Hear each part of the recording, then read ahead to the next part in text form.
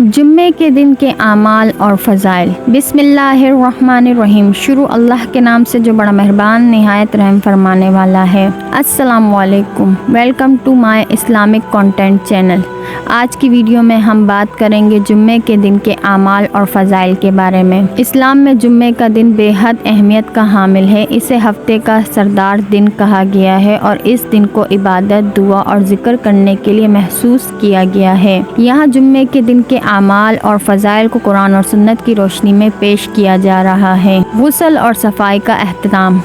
रसूलुल्लाह सल्लल्लाहु अलैहि वसल्लम ने जुम्मे के दिन गुस्ल करने और साफ़ सुथरे कपड़े पहनने की तरगीब दी है।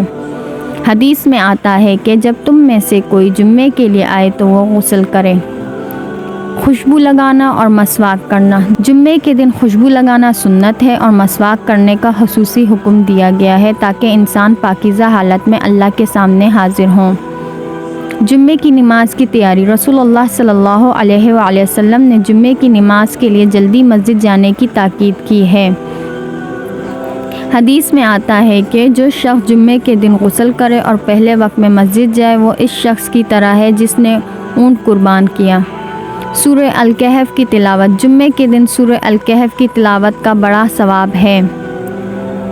हदीस में आता है कि जो शख्स जुम्मे के दिन सूरह अल-कहफ की तिलावत करेगा उसके लिए 2 जुम्मों के दरमियान नूर होगा।